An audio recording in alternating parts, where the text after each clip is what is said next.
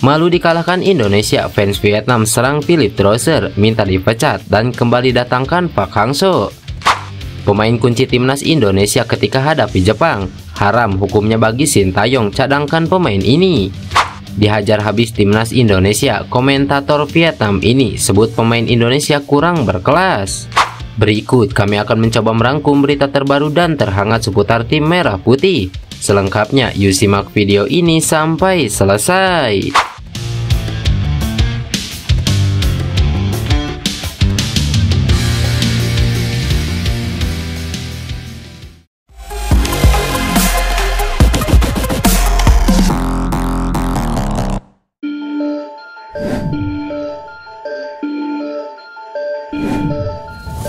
Penggemar Vietnam merasa malu setelah dikalahkan oleh timnas Indonesia pada laga kedua grup D Piala Asia 2023.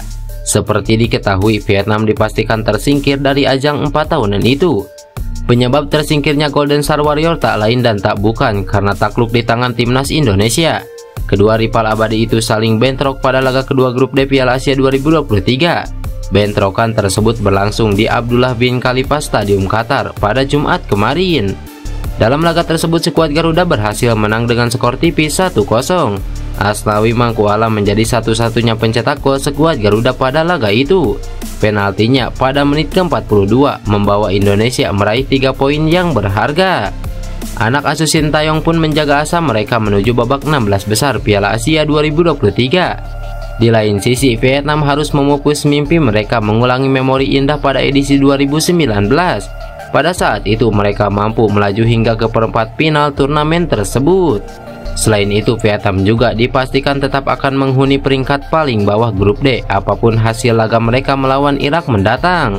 Hal itu dikarenakan adanya aturan head to head pada ajang ini. The Golden Star Warrior kalah faktor tersebut dari Jepang dan Indonesia. Hasil minor ini pun tak bisa diterima oleh penggemar negeri naga biru tersebut.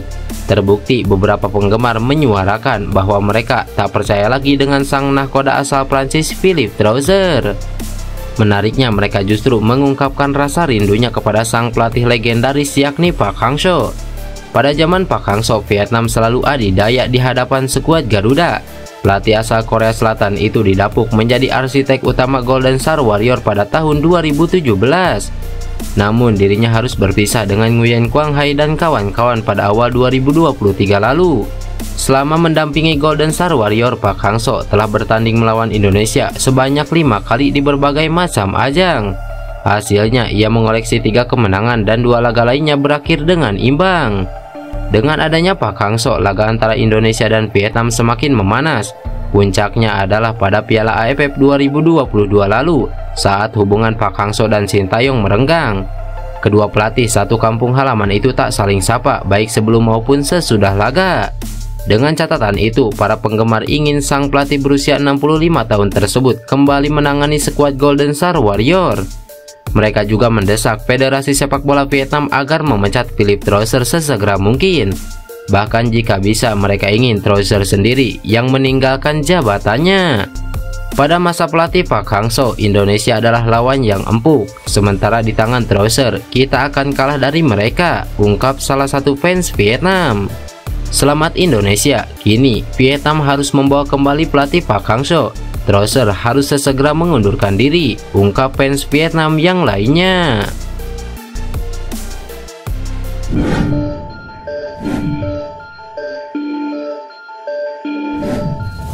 Kemenangan timnas Indonesia atas Vietnam masih belum bisa diterima oleh warga Vietnam. Bahkan mereka sampai mengejek kekuatan Indonesia yang dinilai tak lebih baik dari Vietnam. Timnas Indonesia dinilai kurang berkelas dan tidak spesial oleh salah seorang komentator di Vietnam. Akan tetapi, skuad Garuda disebut tahu bagaimana cara bermain baik. Media Vietnam Soha.vn merilis analisis mengenai kekalahan Vietnam dari Indonesia. Mereka menyoroti para pemain Indonesia yang bermain di Eropa, seperti diuraikan oleh Quang Hai, salah satu komentator asal Vietnam. Kenyataannya Indonesia sudah menjadi tim yang kompak. Para pemain mereka yang datang dari Eropa tak begitu berkelas, tak begitu spesial, tapi mereka tahu bagaimana menendang bola, bermain dengan baik, berdiri di posisi yang tepat, kata Quang Hai. Dengan kekuatan mereka di Asia Tenggara, berhadapan dengan pemain seperti itu melelahkan, kata dia menambahkan.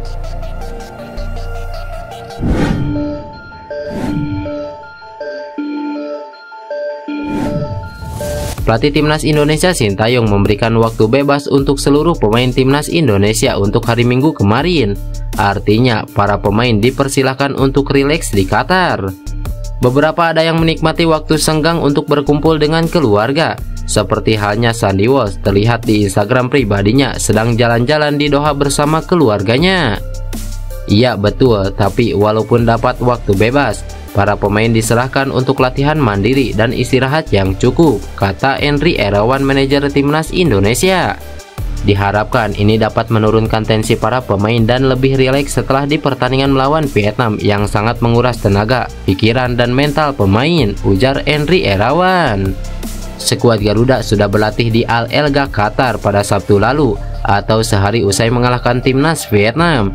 Mereka yang berlatih di lapangan merupakan pemain yang tak tampil dan cuma sebagai pengganti. Para starter cuma menjalani pemulihan di hotel.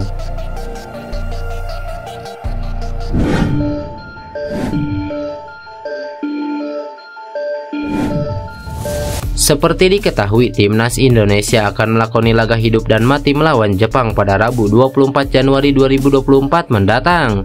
Hasil pertandingan ini akan menentukan nasib anak asuh Sintayong apakah berlanjut ke fase 16 besar atau terhenti di fase grup. Melihat kualitas pemain kedua tim, jelas Jepang lebih difavoritkan ketimbang Indonesia. Namun Indonesia punya 4 pemain kunci yang bakal memberikan perubahan di lapangan. Berkaca di laga Timnas Indonesia versus Vietnam, para pemain ini tak bisa dicadangkan oleh Sintayong ketika bersua dengan Jepang. Lantas siapa saja mereka? Berikut uraiannya. Yang pertama, Hernando Ari. Penampilan Hernando Ari ketika melawan Vietnam mendapat banyak pujian. Kiper muda Persebaya Surabaya itu berhasil mengamankan gawangnya dari kebobolan. Tercatat sekitar 4-5 kali Hernando Ari melakukan penyelamatan krusial. Berkat penampilan gemilangnya itu, Timnas Indonesia berhasil mempertahankan keunggulan atas Vietnam dan membuka peluang lolos ke fase berikutnya. Yang kedua, Justin Hubner. Justin Hubner bisa menjawab kritikan yang mengatakan dirinya kerap melakukan kesalahan di lapangan. Namun ketika dirinya dipasang di posisi bek tengah, Justin Hubner mampu tampil optimal dan memberi rasa aman kepada Hernando Ari. Justin Hubner mendominasi duel udara melawan Vietnam. Sebab itu keahlian Justin Hubner memotong serangan dan memenangi duel udara sangat dibutuhkan di laga melawan Jepang. Yang ketiga, Marcelino Ferdinand. Performa Marcelino Ferdinand sempat mendapat kritik sebelum tampil di Piala Asia 2023. Banyak yang bilang Marcelino Ferdinand tak mencerminkan kualitas pemain yang bermain di Eropa.